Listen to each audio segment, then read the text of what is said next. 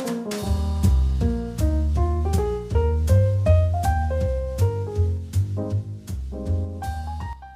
morning and welcome to the next episode of our podcast, where we drink tea and navigate the balance between school and personal life. I'm Sophia Safe. And I'm Sophia Curry. And this is Sip and Spill.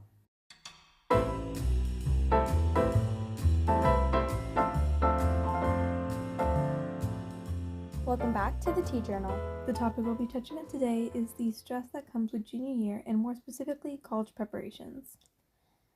Okay, well, I think this is a big one. I feel like we've been dealing a lot with this lately, and now that our break has finally started, we can start to recount this with a little bit more hindsight.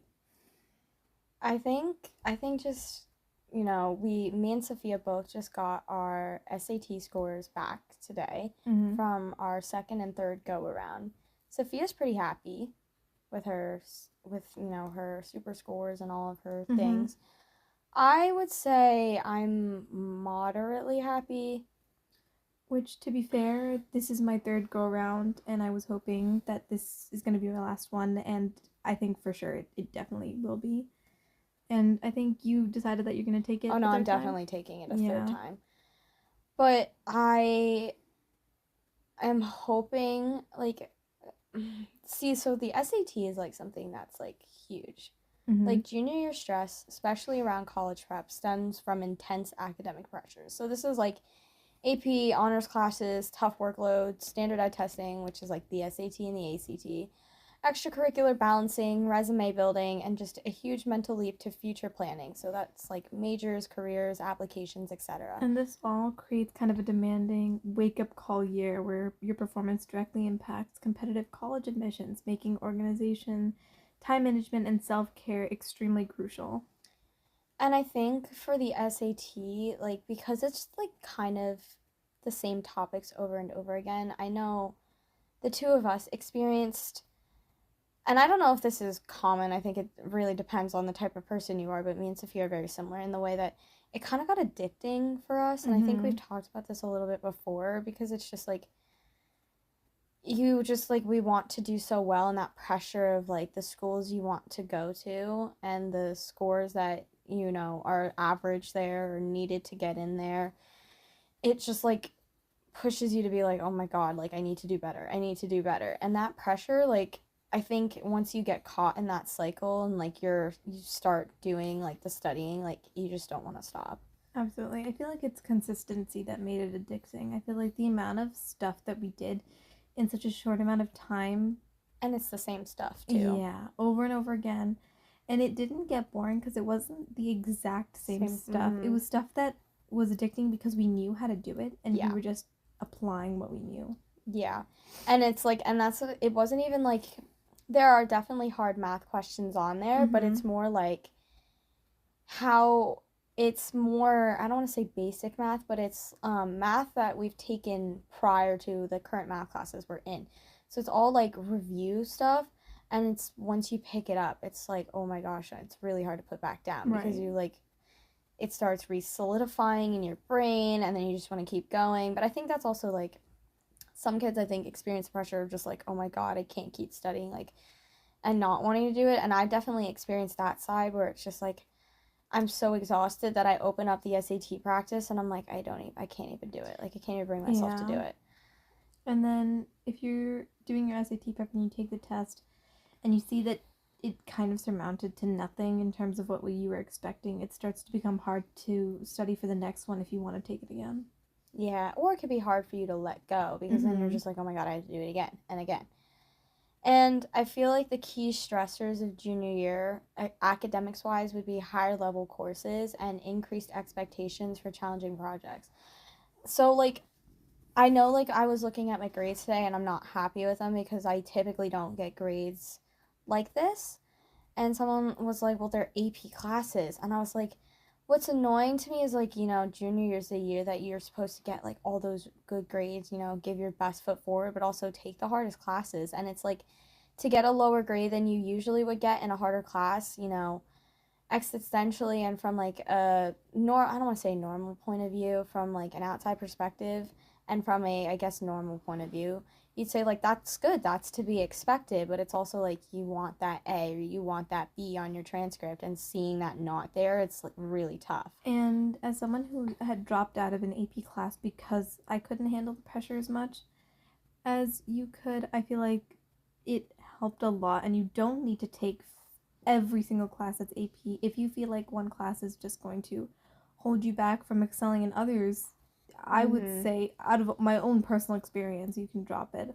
I dropped, what was it, AP Calc. Calc, Mhm. and now I'm in CP Calc, and I'm doing great in that class. I skipped to go to my friends' lunch because of like how easy it is for me, and if I need to, I can use it as a study hall if I wanted to for other classes.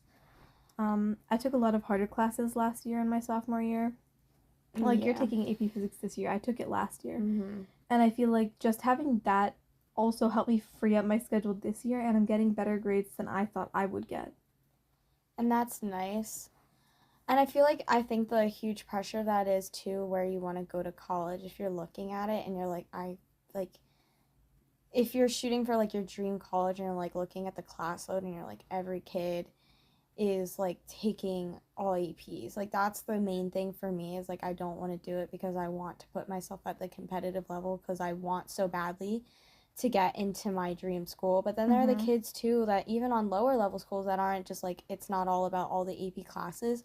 The extracurricular stuff on top of that of juggling sports and clubs and leadership roles to build your resumes gets to be a lot too because I feel like now, and I don't even, it's not just our school district, but I think just like society nowadays, like extracurriculars have become like it's a whole thing. Like it doesn't feel extra Yeah. anymore. It feels like It's that like, becomes part of your like whole life.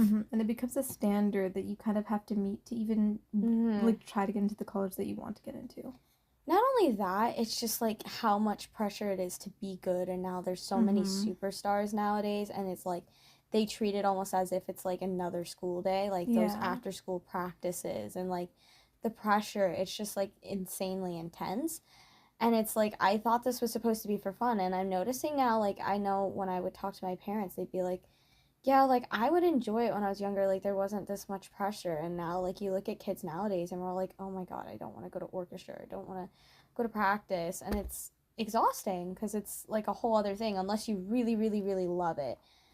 And I think like at the end of the day, it's like all about that, like your end goal and also the things that you get out of those extracurriculars. Like to go back to episode 7 with Natalie and Weema, we talked about how me and Natalie specifically talked about like come concert time, that's when orchestra is fun, but prior to that, it's just like exhausting and annoying. And it's Mm. like sad that I can't enjoy playing my instrument anymore because it just feels so much like a burden unless it's like a day where it's like we're doing nothing in school and it's a free day and it's like, oh, you know what, like I had fun kind of playing today, like let's just like keep practicing. I can see that happening. Another stressor of junior year would be moving career and college ideas from distant thoughts into immediate action. So, looking at research opportunities or internships and like networking with different peoples in colleges and admissions officers and going to college visits. All of these are starting to come up now. And I know, Sophia, you went on a couple college visits and Yeah. you went on them in between your sophomore and junior year. Yes. And do you think that was the right decision to make, or would you rather have done it during this year? Um, I would say definitely do it before the end of your junior year. Like Right. don't do it like don't do it Summer? the summer when you're working on your applications See? because I mean you can do that, but I personally like you find out a lot more about colleges if they give you a good tour by going on visits like, you know, During the semester? yeah. Even during the semester, but even like in summertime, because summertime is when I found my dream college. Like I wasn't super interested in that college. Like I was like, yeah, that's a really good school. Like I would love to get in there, but like don't know much about it. And we went on a visit and I was like, "Oh my god, this is amazing." And I just being able to be on campus and feel it and then like know like that's my dream school. It gives you something to work towards during Mm-hmm. junior year that you have that goal set and it's not like you're kind of working aimlessly, but you like have a set purpose and then say it shifts during junior year, you still have like all that hard work that you push for that one dream school, and maybe it'll transfer well to the next one too. And do you have? No, go ahead. Go ahead. As someone who hasn't got any college visits, I obviously still have a dream school that I want to go to. Mm-hmm. And if you can't go on college visits, that's absolutely okay. They definitely have virtual ones too. Oh yeah, for sure. I've looked at multiple colleges virtual like tours where it's like the 3D and you can look around from your computer. And while that's great and all, I feel like it's the research of what you can get at a college that can also help you. The dream school that I want to go to, I have done extensive research on. I've watched videos, a day in the life of like a student at this college, and it's just like that's what got me motivated this year, seeing people living the life that I want to live, you know what I mean? Mm-hmm. And I think that's another thing, and I think you can do it definitely through extensive research. I think you should, I don't want to say maybe go on college visits, but I think you should start looking at colleges prior to your junior year, like summer before and during, because it gives you something to work towards, whether it's going physically and feeling at home. And because I learned a lot about my dream school by going there and learning about the opportunities and them telling us, and then falling in love with it and doing more research to like learn more about it is really what got me so involved. And then, Sophia's just, of course, like she said, done a lot of research on colleges and found one she really liked, and then, did more research. And I think that's another good way to go about it. But I think you should definitely look at colleges that you would want to see. But I definitely wouldn't recommend doing it before your, like during that summer where you're like about to become a senior, because I feel like that's really overwhelming to think about the colleges and do your applications at the same time. Plus junior year's already over. So it's like, if you really like this one college and you're like, man, I wish I worked harder in this part, like it's nice to be able to have that opportunity. But I also heard like some people recommended look for colleges online, and then if you really like it, like once you submit your application, if you get in, then look around so that you can like spend the money and it's worthwhile to look at it. If you have to take a plane or if you have to drive a little bit and maybe stay over at a hotel to visit, like that might be worth it. Or after you apply, then go visit and be like, okay, if I get into that school, like probably not going to go there. If I don't get in, like I'm not going to be upset, that type of stuff. But I feel like personally for me, I would strongly recommend looking during and before your junior year. Especially when it comes to the motivation part. Yes. I think it's really smart to know what you're trying to work towards, especially when it comes to like one of the top schools. Working towards one of those can help you increase your chances of not only going there, but in other schools that you might want to go to. Yes. And I think the other thing with this is like the mental aspect of it too, because Sophia made a good decision to drop out of calc, and she is so comfortable in that decision for her.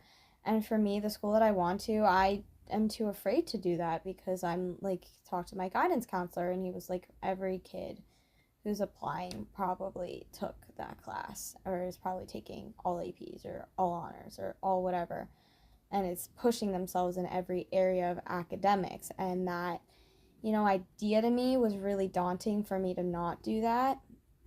And so for you to reflect on that mental aspect, you don't want it to make, what's the word? Like come at the expense of yourself. That's what I want to say. And like you're saying about the mental aspect of it, when it comes to time management of everything that's going on during junior year, balancing all of these demands kind of feels as if you have 2 full-time jobs. And I feel like the students that have actual jobs, like Sophia and I, are also struggling. Not struggling necessarily, but we have to work towards balancing our schoolwork and our jobs. Like, I work on Tuesdays 3 hours from 4:30 to 7:30, and sometimes on Wednesdays. And I know that because I work, the second I get home, I will not have the time that I usually have to relax, and I have to get into my work and go to sleep. Whereas if I have like nothing after school that day, I will take an hour to myself just to, wind down, because I have the time, and then I can get started on work. And then days that I have a club, maybe it'll be like 30 minutes. You know what I mean? And I think that's really good that you can do that. And when I kind of beat myself up for that mentally, and I'm like, why can't I take like a good break? I think one of the things, and I think we've talked about this in the past, is like when I broke down my schedule, I literally realized like usually the only day that I have nothing after school is a Monday. And that's like the beginning of the week. Mm-hmm. Because typically I work Tuesdays and Fridays, and instead of like Sophia working for 3 hours, I work for 5 hours. So I literally go straight from school because it's farther away from my work. I work from either 4 to 9 or like 4:30 to 9:30, and that's really late because like I live like 3 minutes from my workplace, but Mm-hmm. coming home at like 9:40 is exhausting, and I just worked and I worked with a bunch of people, and I don't really have the time to wind down, but I kind of need that time to wind down. And then the following day I have orchestra, and the next day I have orchestra, and then I have work the following day, and then it's the weekend. So it's just like kind of ongoing. Like after school I always have something to do, and that's why when I'm like, oh, why don't I feel like I can take like a good break and then be able to get right into my work, I'm realizing that I'm experiencing a level of burnout because I just never get to take a break, period. So like my Mm-hmm. body takes huge advantage of it, not in levels of moderation when I do. And I think you're completely right in saying that the time management aspect of it is just so demanding of your attention that itself is just like exhausting to think about. Right. And another stressor that's not exactly related to what you can do during school, but more or less something weighing on the back of your mind is the fact that the understanding that this year's performance significantly impacts like college acceptance due to Mm-hmm. the increased competition that comes with like this year specifically. And I think that kind of connects back to how I was saying, if you take all those hard classes, like objectively, having like some of those lower grades on your transcript, it's like, oh, that's not bad because that's a hard class. Like, that's a normal grade for that class. Like, that's really good that you're getting that grade, or it's okay that you're getting that grade, but then you put it on your transcript and knowing in the back of your mind, like, oh, it's not going to look that great though. Like, I'd rather have a B or I'd rather Mm-hmm. have an A on my transcript is the tough part of it. And I And go ahead. no, you finish. And I think that's something that's like really daunting to a lot of kids, is like that pressure of I have to take the hard classes, and it's okay to get the lower grades, but also I need those higher grades because it looks better.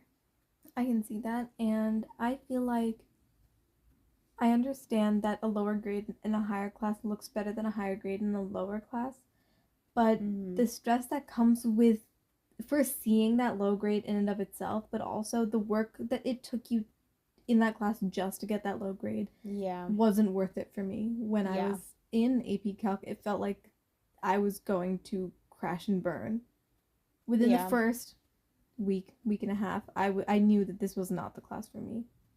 And I'm like super proud of you for being able to recognize that and take action on that. And sometimes I wish I allowed myself to drop some of my classes. Mm-hmm. But I think part of the biggest thing for me is like the two classes that I would have dropped. I'm like, but they're somewhat on the easier level for me because my hard classes are the classes I should be taking a higher level in because of the field I want to go into. And Mm-hmm. that's part of the annoyance and probably part of the reason why I haven't dropped one of those classes. But to move on from that into, well, how can we look at taking time for ourselves and managing this, and like how do we manage our stress? I think we can start with working on planning and organization, where we can break tasks down, creating like we can create study schedules and treat the process as more of like a marathon rather than a sprint, where it's I like, actually like that analogy right, thank you. because you train for a marathon, like Yeah, you increase your levels. right. And it's over a long period of time. You're not immediately running right at the start so you get Yeah. tired at the end. You are saving your energy. You are putting it where it needs to be put. A lot of colleges are looking for not even a well-rounded person anymore, but more of someone who has a narrative. Yes. And I think that story is really important to them. Mm-hmm. And that's what I've heard a lot on my college visits, because one of the most common questions asked is, what do you look for in an essay? And I think, if, like, for example, Sophia, who dropped AP Calc, if, you can add supplemental stuff that says, this is why I dropped this class. You can explain Exactly. yourself. And And that's something my guidance mhm. counselor said too. And if it works with my narrative, it's even better. I feel like Mm-hmm. I can explain my narrative, right? Yeah. I want to go into psychology and specifically psychiatry in the medical field. And I've always wanted to talk to people as if it's therapy rather than just medicating them. And I feel like that's the narrative I want to go into college with, where I'm like, I want to be able to take classes that not only reflect my interest in medicine, but also my interest in psychology and therapy and counseling. Mm-hmm. And so, with my knowledge of mental health and the mental health that I want to keep strong during my school years, I decided to drop AP Calc because I wanted to do that. You know what I mean? And Yeah, like I and it's can fit. reflective of your values Mm-hmm. and ultimately where you want to go in life and what you want to preach. And I think that's so important because I think something is like, I don't want to say like every student can be well rounded now, but I feel like it's not as uncommon to see everybody doing everything anymore, which I think is part of the, stress of all of those. And I need to keep doing more. And I think that constant need to keep adding things because, well, everybody's doing it too. And it's just like, oh, I got to set myself apart. And that's really difficult. Mm-hmm. And I think, you know, aligning yourself and being self aware and being able to step back and explain and say, hey, I'm self aware and I didn't do this because of this. And I know I shouldn't have done this. And this is the right decision for me because I was self aware and it pushed me into personal growth. That's something that I think colleges will find very commendable because it's a mark of maturity and it shows that, like, whether or not they took a hard class or not, they grew personally as a person and they're aware of it and they're able to demonstrate where they've grown. And that's something that I think colleges really like to see. Absolutely, and I feel like that plays into strategic extracurriculars where you can focus on 2 to 3 key activities rather than overextending yourself over a wide variety of things that don't fit into your overall narrative. Yeah. And I think we're planning on having an episode where we talk about finding your personal narrative and being able to connect all the things you've done into one place. Mm-hmm. And to go back on what Sophia was saying, to find extracurriculars more centered towards what you want to do, you can always find, like, say, like, okay, so I want to be a pediatric surgeon and I love mental health and I'm of course very into that, and there are of course ways that I can find ways to connect mental health into my narrative by saying, like, when I want to be a doctor, I want to be able to connect with my patients more effectively and understand the psychology of why it might be harder for kids to do things, or for parents, and to be able to have a higher level of empathy because I understand psychologically the fears and processes, and it just allows you to become more intuitive with the patient. But also, I'm in orchestra, and as much as I talk about how much I dislike orchestra, at the end of the day, I really do love it for the principle of it because I love music, and music is a huge part of who I am, and music definitely saved me from a lot of things. And that can be built into my narrative of personal growth and how it's pushed me to reflect on my life and continue down my path. So there's always ways to, even if it sounds more niche and might not be totally connected to what you want to do, there's always ways you can connect it. And I think I really encourage people to think about how their extracurriculars connect to them and their values and what they care about, and not always necessarily like how adjacent it is to like your career, although that is super important too. Mm-hmm. And then we always talk about seeking support if you need it, where you can ask your teachers, counselors, or even peer tutors or actual tutors for help when you need it. I think that's a big thing because I think even nowadays certain types of asking for help is really hard. I think asking for peer tutoring is hard because Yes. you're putting yourself out there to someone. You're saying, I'm not sure I know this as well as Yes. I should be. Mm-hmm. And you're telling that to someone in your age range, which is harder Yeah. than asking someone who's an adult. You know what I Yes. mean?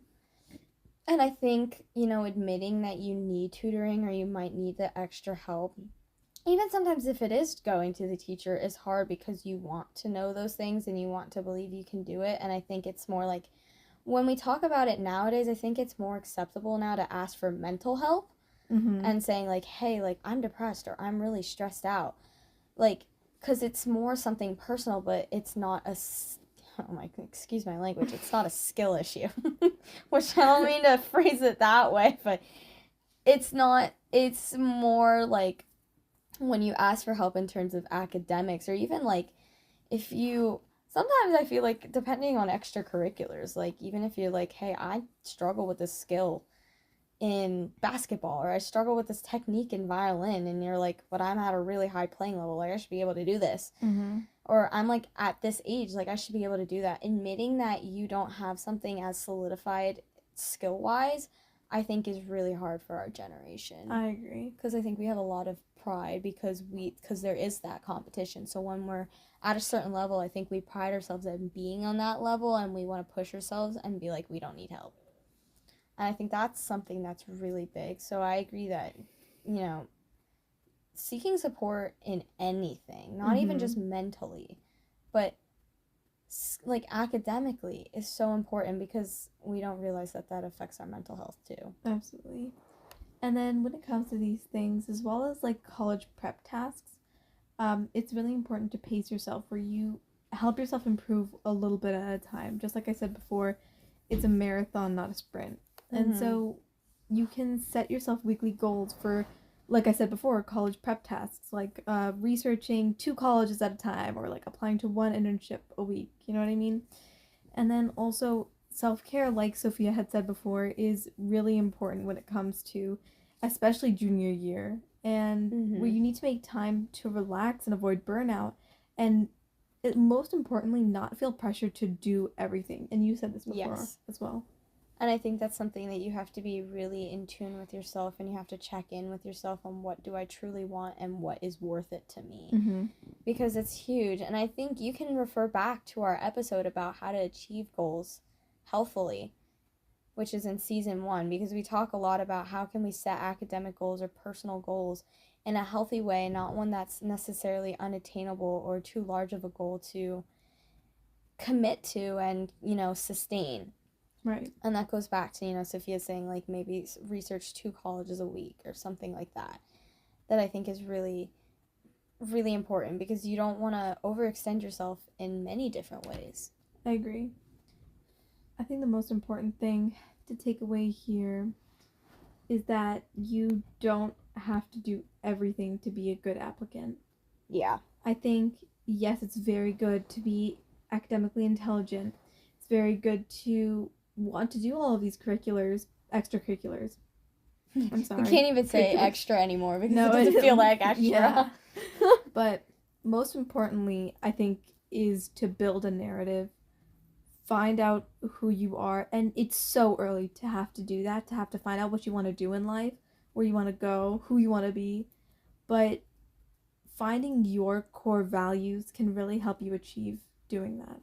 Yeah, and I just actually want to add one more quick thing that I just thought of now. Like, I don't know if we talked about this in a prior episode, but, you know, we were learning in psych about sunk cost fallacy. And basically what that is even though you've devoted a certain amount of time to something, it doesn't mean you need to continue it if you feel like, if it's going to be a bigger detriment to your time to continue rather than to stop. Like, good example of that would be like going to the movies and you hate the movie, but you're like, oh, but I already paid for the ticket, so like I might as well just stay here because I cut 2 hours of my time out. But it's like, no, you could spend that 2 hours doing something else that's worth your time. Absolutely. Regardless if you're spending that money. And I think that our psych teacher also stated that with college majors and stuff like that. Like, yeah, you've done this studying, but don't go into a field where you're going to be miserable for the rest of your life because you committed like 3 years of your education to it. Like, it's better in the long run for your mental and physical health for you to do what's best for you, instead of being like, oh, well, I devoted this much time. So I think, you know, be really in tune with what you want and what interests you and your values, and that can help guide you career-wise as well as college-wise and, you know, prep-wise. Okay, so that pretty much wraps up our tea journal for this week.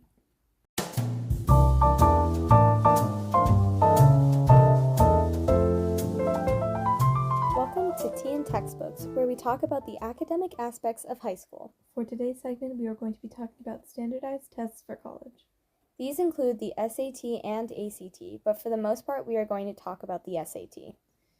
So to start off, colleges typically fall into tiers based on SAT and ACT scores, with top schools such as Ivy Leagues or like colleges like MIT or Stanford require a 1450 to 1600 SAT or like a 33 to 36 ACT. I feel like 1450 for some of these schools seems low too, like Stanford and MIT. I So feel like they're like 1530s and higher. A lot of the schools like these have minimum SAT requirements, and a lot of them are in the 1420 range.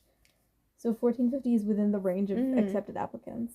Yes, and then there's also competitive publics like UCLA, UC Berkeley, U of Michigan, and more, and these need a 1290 to 1540 SAT or a 28 to 34 ACT. And most others are in the 1100 to 1300 SAT or like the 23 to 28 ACT range. Although scores are just one part of your application, and aiming for the middle 50%, which is between the 25th and 75th percentile, is key for competitiveness. I feel like before we get into some of the topics we have here, I think some of these phrases might be a little foreign to some people. Okay. So, like, number one, let's talk about the ACT really quick to touch on that. Sure. So that's, I think the highest you can get is a 36, right?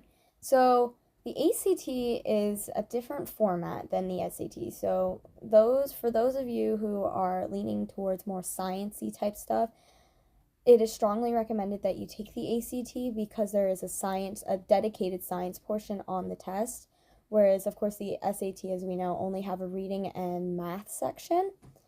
And then wait, go ahead. Although if you are taking a science, or if you want to go into a science-based field, you don't necessarily need to take the ACT. You don't need to, although it is very strongly recommended.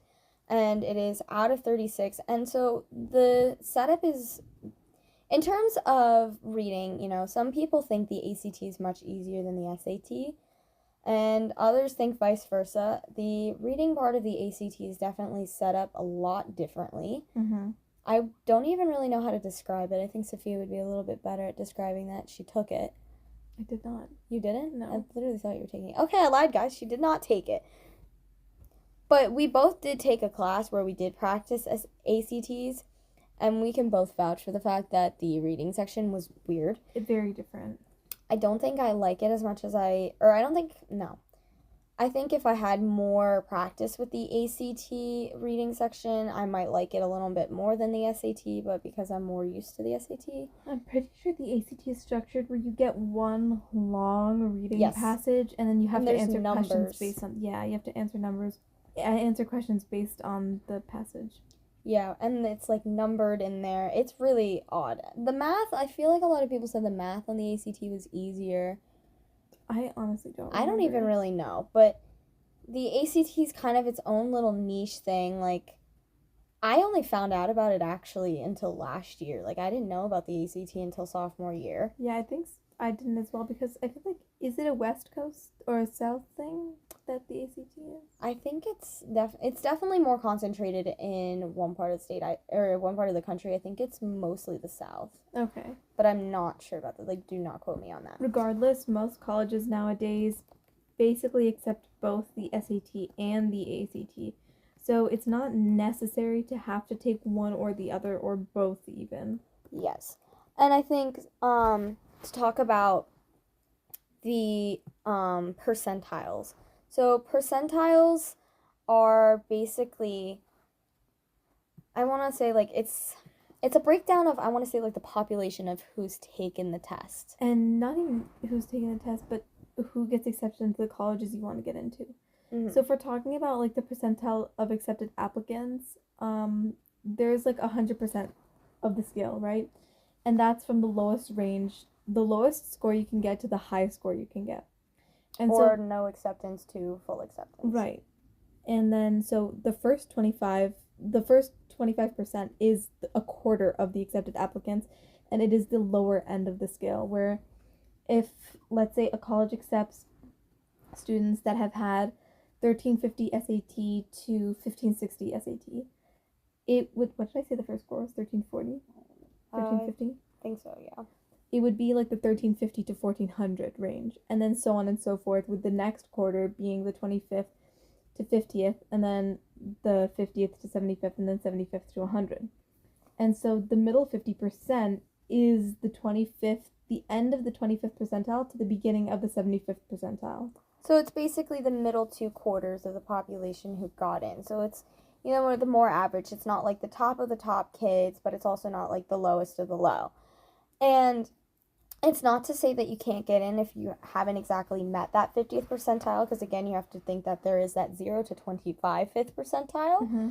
But if you want to think about it in terms of testing wise, if you look at your SAT score and it says you're in like the 75th percentile, that means 75% of test takers scored the same or below you, and then of course that remaining 25% or 25% of the test takers did better than you. So it's kind of just a breakdown of the population in regards to, testing or acceptance, etc. So that's kind of what percentiles are. If you're like in the top 90th percentile, like that's very good because that means you're at the top.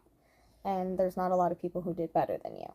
So moving into some of our score tiers and some examples where we talk about SAT scores in the middle 50% ranges of some of these colleges, we can start with some highly selective schools like we talked about, like the Ivy League school and the top tech institutions. So for the SAT, they typically are around 1480 to 1600. And for the ACT, it's around 34 to 36. So these are like the top kids in the nation, 1600s, 36s, and just a little bit below that. And so examples of these colleges would be our classic Harvard and MIT, and then also other Ivy Leagues like UPenn, Cornell, Brown. I think Johns Hopkins also fits into this category. Oh, of course. Yes, and there's tons of really hard schools, and I think one of the things that me and Sophia have begun to do is you start looking at the programs that you want to do for colleges, and you start looking at the kind of average SAT scores for, that class and that program within that college, and kind of get a feel for where you are. And just because even if you're like below it, a lot of colleges nowadays are looking at things holistically, which is another buzzword. Mm-hmm. And holistically, if you don't know what that is, it's more like they take everything into account rather than just looking at something and being like, oh, they didn't get a good SAT score, like immediately you're negated as an applicant. I agree for the most part, but I feel like a lot of these schools also use the SAT as kind of like a baseline where it's like, yes, this is something you have to meet before we continue to look at your application holistically, which is why there are a lot of minimum SAT scores. Mm-hmm. For example, if a minimum SAT score that they usually accept is like a 1470 and you have a 1510, for example, they will move past your SAT score, not glance at it again, and then they will look at the rest of your application holistically. I want to say that I would hope colleges don't do that, though, because I feel like if they say holistically, it's not just entirely based. Like, if they see you have a somewhat lower SAT score, but they move on to I feel like they're not just going to immediately negate your application. I agree with that for the most part, but after watching a lot of college applications and college, like, past college, what are they called? Admissions officers? Yes. They've talked about how a lot of colleges use it as kind of like a baseline where it's like, if you don't necessarily, like, meet a certain standard of SAT score, it's almost not very much worth it to look at it holistically. But if there's something in your application that is really strong in comparison to your SAT score, then obviously you can move forward with that. So, and I think that's where it's really important to, again, do more research into the college you want to go to, because you can kind of see how they evaluate, applications. And that's something that you can email admissions and say, hey, like, how do you go about reviewing applications? And if this is my current SAT score, what do you recommend that I do? Or, certain things like that. But moving into selective public and private universities, so this could be like flagships and strong regional. So their SATs are typically between 1290 to a 1540 range, and their ACT is between 28 to 34. Some examples of these schools are a lot of the UC schools, which are like UCLA, for example, and then also you have Michigan and like Georgetown. And these are all, like, of course, again, really notable schools. And, again, to reiterate, a lot of them look at them holistically. So even if you haven't met the bar quite, I want to say if, like, you're really below it, then it's like, okay, yeah, maybe not. Mm-hmm. But if you're, like, just about there, don't immediately negate yourself because they might not immediately negate you because you're still around the substandard. But then we have competitive state universities and most public. So this would be like 1100 to 1300 range for your SAT and 23 to 28 for your ACT. So some examples of this could be Michigan State, U of Florida, and Florida A&M. Absolutely. And some key takeaways when it comes to this is looking for the 25th to 75th percentile for your target schools, which is the middle 50%, like we said. And aiming for the higher end of that range makes you a stronger candidate. However, just to say it, being at the lower end of that or even the 25th percentile doesn't mean that you aren't a strong applicant when it comes to the rest of your application. And I think that's what I meant by saying if you didn't meet that 25th percentile range, if you're like, that doesn't necessarily mean you can't make it because there's still, again, that 0 to 25. And again, like, to go back on what Sophia was saying about aiming for the higher end of that range, I think that better prepares you. So even if you end up on the lower end, you still prepared yourself extra than you needed to. And that's a really good way to study, I think, is, you push yourself. Like, don't shoot for the bare minimum. You want to shoot a little bit higher than that so that you can kind of meet that bare minimum rather than shooting for the bare minimum and maybe falling below it. And like Sophia and I have mentioned many times before, your application is not just your test scores. Yes. GPA, essays, extracurriculars, and recommendations heavily influence admission. And I want to also say, especially recommendations. Your recommendations and essays. And specifically when it comes to your essay, your narrative. Your not only your essay should align with your narrative, most importantly, but also your recommendations aligning with your narrative is extremely important. Whoever you are asking to give you a recommendation should know where you want to go. Not where you want to go as in where you want to go for college, but where you want to go in terms of your life as a whole. And they should know you very well. And again, this touches back to our teacher episode that we had quite a while ago, where they talk about you want to be able to foster a really good relationship with these teachers. Like, you want to participate in these classes. You want to, put your best foot forward, participate, smile, maybe talk to the teacher on your own time, really foster that relationship. So when it comes time to writing that application recommendation for you, they write a very strong one. And they're able to put stuff in there that, you would want the colleges to know. Because again, those teachers, they truly know who you are before the college does. The college doesn't know who you are, and this is basically their way of collecting things. So this is, again, why I encourage the reaching out to colleges or researching how they review applications, because that's a huge part of it. And if you're wondering where we got our information, some of this information is what I have gathered just from my college visits. And again, like I said, one of the most common questions is, what can I do to improve, or what is really important when you review that application? And usually, more often than not, the answer is essays. And when I've talked to my guidance counselor, admissions counselors, and all those people, they always say the essay is what sets you apart, because that really determines who you are. Because it's your chance to really, lack of a better word, gas yourself up. Absolutely. And then a lot of colleges right about now still remain test optional even after the COVID year. But a strong score can still boost your application. For sure. And, I think it's really important to look at that if it's going to hurt you more, then don't include it. And I, include the things that really benefit you. But we can move into how to study. So there are common study steps, starting with building your foundation and plan. So this starts with creating a schedule with dedicated, consistent days, such as 2 to 4 a week, for a focused study, which is 2 days a week for 90 minutes, for example. And of course, that can be tweaked to your schedule and what you have to do. But you can also set goals. So use Big Future to set a target score. And Big Future is it's this app through College Board that you can use to set your target score and where you want to go and how much you need to study. So I didn't know that till right now, because Sophia did this part of the podcast. Actually, she did this entire episode. Thanks. When it comes to part of it. When it comes to our podcast, actually, just a little bit of a side note, usually what happens is I write the episodes and you edit the episodes, and I feel like oh wow, okay, we're throwing me under the bus. I'm I literally swear, not God, editing no, the I'm kidding, episodes. I'm Is kidding, not. I hate editing. I hate it with a burning passion, and I'm so glad every single day that you decided that you can do the editing. Well, I also do actually help with the research, Oh, but that absolutely. is a little more time consuming. But okay, regardless, I did not know that you could use Big Future to set a target score. I didn't until I looked at their website.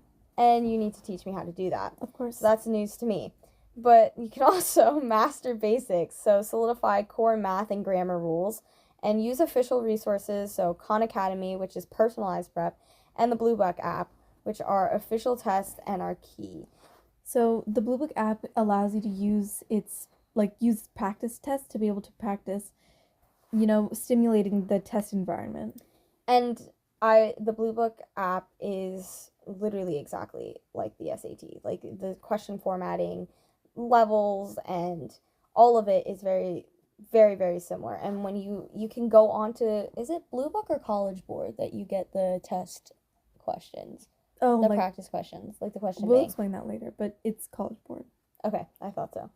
But yes, so like I want to talk about more about Khan Academy. I think that one's a good one because it's personalized to you. Mm-hmm. And I think you can do a set score there too. Yeah, I think yes, but I'm not 100% sure on that. But I know that it's great at solidifying the basics, and it helps you relearn things that you might have forgotten from the past. For sure. And to move on into practicing strategically, you can, like we said before just now, take full practice tests where you can use Blue Book for full-time digital tests to build stamina and get used to the format. And when you do this, it's a good idea to stimulate the test day where you practice with the realistic timing and the realistic breaks. And I think the other thing I want to say to this is one of the things I think me and Sophia made, I don't want to say necessarily the mistake of doing, but maybe not the smartest decision, was for my first SAT and her second SAT, we took like a practice test almost every single day, that the week of. And that might not have been the best idea because it kind of took up more time to build stamina and less from core building. And I think if you want to do that, you should do that like several weeks, like maybe 2 weeks before the test. Yeah. So that test week, you can really take one at the beginning of the test week, which is what Sophia told me to do. It's take one at the beginning of the test week and then look at what you got, because you get your score immediately. Right. And you can, like, it'll tell you, these are the areas you kind of struggled in here. And then you really focus on that. And then, maybe the day before, 2 days before the SAT, you take another practice test and you see where you improved. I would say take 2 days before, so that last day you're like, okay, what am I still kind of struggling with? And not necessarily go over practice problems, but maybe watch people doing it. So like go on YouTube. There's so many resources out there. Me and Sophia found so many Desmos videos for math that day of and the night before the test, we were still like, you can do that on Desmos? Yeah. And I think that's another thing that we need to talk more about is the Desmos cheat code, which I think is coming later too. But moving from that, analyzing your mistakes. So after each test, which I literally think I just said this one, review every wrong answer and uncertain one and understand why the correct answer is right and why you got it wrong. And then you also make sure to target your weaknesses, where you focus study sessions on concepts and question types that you consistently miss, such as author's purpose or specific math formulas. And then you can refine your skills and strategies. So read widely. Read diverse materials to improve reading and comprehension vocabulary. And when it comes to vocabulary, learning a lot of the roots helps a lot when it comes to figuring out what a word means. And there's also, I think, you can go on, like I know Quizlet is such a huge app for all of us. Go on a Quizlet and there's so many SAT, like, vocab Quizlets that you just, like, flip through them. And I can guarantee you I've seen those words on there. And I've also seen words from, like, the unit I just did in English. And then I'll be like, I literally just learned that word. That's crazy. So definitely, like, if you struggle in reading, or even if you don't, still pay attention in English if they're doing that vocab, because it comes up. Like, you don't realize it, but, like, try to make sure they stick, because I'm like, oh man, if I like recognize the word and don't remember what it means and it like It's the annoys worst me. feeling. It's literally the worst feeling. And then learning test taking tricks like developing strategies such as marking questions, circling keywords, and managing your time efficiently. And like you said before, another thing that really plays into this is Desmos. And there are so many videos online that can help you learn how to utilize it. Yeah, I'm not even gonna like give any tips in terms of that, Mm-mm. because like I'm not gonna do it justice. But I I will agree. say, instead of circling keywords, I'd say mark them in your brain, because that takes up time. Or use the highlight feature. You can Yes. highlight and don't press the highlight tool at the top of the screen. Literally just do it as if you're copying and pasting something and click the highlight instead of taking the time to pull out the highlight tool. You do not have that kind of time on the SAT. Oh, for sure. And I think you can kind of figure it out, and I think that's why practice tests are a really good indicator of how you'll do in terms of time management and stuff like that. Mm-hmm. And I will say, the one tip that I will share is from the SAT class that we took, the both of us. I do like our teacher's strategy for reading, where he said, do the vocab first, skip all the reading, like the passages, because that takes the most time, and then go directly to grammar and argumentation, which is those last questions that are really easy. And for argumentation, like those are like, oh, the student wants to like identify or, you know, emphasize this pointer, but don't even read the stuff on the side. Just go straight to the questions, the Mm-hmm. question answers, because it'll literally give you the answers there. Yeah, I mean, for example, the student wants to emphasize the author's name and the title of the book the author wrote. You literally have to look for the answer that specifically has the author's name and the title of the book that the author wrote. The answer to the question is in the question. Yes. So it tells you what should be there, and these ones are usually relatively easy. Mm-hmm. There have been several times where I've seen like really hard ones where I'm like, oh, okay, this could be like any of them, And then because that's they're when you not have as to go back. straightforward, and that's where you have to think about which one most specifically answers that question, or which one most directly, answers that. Mm-hmm. And then you move back to the reading passages, and the whole philosophy behind that is those three. That's basically how the reading section of the SAT is set up. It's usually vocab, reading, and comprehension, grammar, and then argumentation. And grammar, argumentation, and vocab usually go the quickest, which allows you more time to complete on the reading passages. So I think I do like that. I definitely like that test strategy. Me too. But before test day, you want to rest. So stop intense studying, which is what we were saying before. So you don't want to study intensely the night before, because that'll just, overstimulate your brain, kind of make you freak out, and rather focus on light review and getting good sleep. And then prepare logistics, so charge your device, gather materials, and plan your outfit to reduce morning stress. So even doing the littlest things in the morning can help you just wake up and be immediately ready. And I'd say make sure, especially because this SAT is now online, make sure you go in and you have your admissions ticket, Mm-hmm. and check Blue Book before you leave or the night before, to make sure everything is working properly on your chosen test device. Yeah. But now we can move into how we studied. And I think we touched a little bit more on this, but we can talk about Desmos and just kind of what we did, like what was our process? Our process with Desmos was, first of all, before taking our practice test, we would watch this one guy on YouTube. I think it was Learn SAT Math or Learn Math SAT. I'm not sure which one it is, but he talks really fast and he really went over all the things you really do need to know with Desmos. And then watching him go through the 10 hardest questions on the SAT and watching him use Desmos to do that helped us do it ourselves. Not to mention doing the problems alongside him, trying the problems first, and then trying them again after learning the technique that he had used prior. And I think you learn a lot of tricks, because Desmos is the biggest cheat code on the math section. And I don't think many kids realize the amount of things Desmos can do. I don't even think we all know the amount of things that Desmos can do, because every time we study for the SAT, it just, like, we learn something new. We learn multiple things every time we watch a new video, because we were learning, like, oh my god, midpoint strategy. Like, you can literally type all the numbers, and ask for the midpoint and it gives it to you. No calculation necessary. Or like typing in a system of equations and having it solve it for you. Yeah, and you're like, just click the dot and there's the answer. Like, but then there's also, you know, using it to your advantage. And, you know, there's a bunch of really good SAT Desmos, like, life hacks out there. But also, you know, there are a lot of really good SAT overall, like, channels that you can find where they go over reading and math.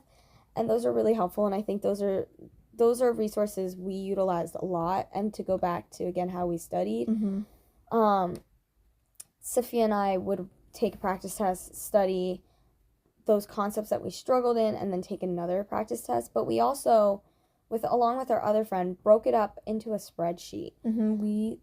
We both took the November SAT, and even after studying for that one, we were like, we knew we were gonna take it again. And so starting 2 weeks before the November SAT, and then also the 4 weeks before the December one, we had created a study plan encompassing all of the sections that are on the SAT using what's called the SAT Educator Question Bank, which, if you quite literally look up SAT Educator Question Bank, you will be able to access it. You don't need to log into College Board or anything, and you can target your specific areas that you struggle in.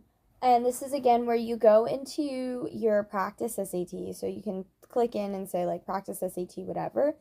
And you can look at your breakdown of your score and see, where did I struggle in reading and where did I struggle in math? And then maybe you can focus a little bit more on those sections, because you can filter the questions in a SAT. It's basically like online shopping, but you're online shopping for, like, test questions. Yes. So there's filters for difficulty level. So it'll tell you the difficulty level. It'll tell you the skill. It'll tell you from, you know, there's different types of problems for each, you know, math section, I want to say. So, like, the geometry and whatever. Or for reading, writing, there's different types of, like, questions for grammar or whatever. And so you can break each of those sections down and, you know, really focus on each of those, which I think is what we had on our spreadsheet. We had, like, a grammar week and a whatever week. And so we would get those done. And that's basically how we studied. And I think I think the Khan Academy thing is really good, and the big future targeting your score, because it's like, that's almost like another cheat code, because it tells you what you need to do to get those scores. Absolutely. So I feel like the main takeaway is, these tests, as scary and daunting as they are, there are so many resources out there for you. Absolutely. To help build your confidence and build your stamina. And those, I want to say, the biggest maybe 5 things would be utilizing College Board. So utilizing that, you know, those practice tests on Blue Book, and utilizing that educator question bank, but also utilizing Khan Academy and, like, targeting your score, watching Desmos videos, and then just trying to, like, overall space out your practice and plan it out, rather than, you know, just going head first. Like we were saying earlier, it's not a sprint, it's a marathon, and you can build yourself up. Absolutely. Okay. So that pretty much wraps up our tea and textbooks for this week.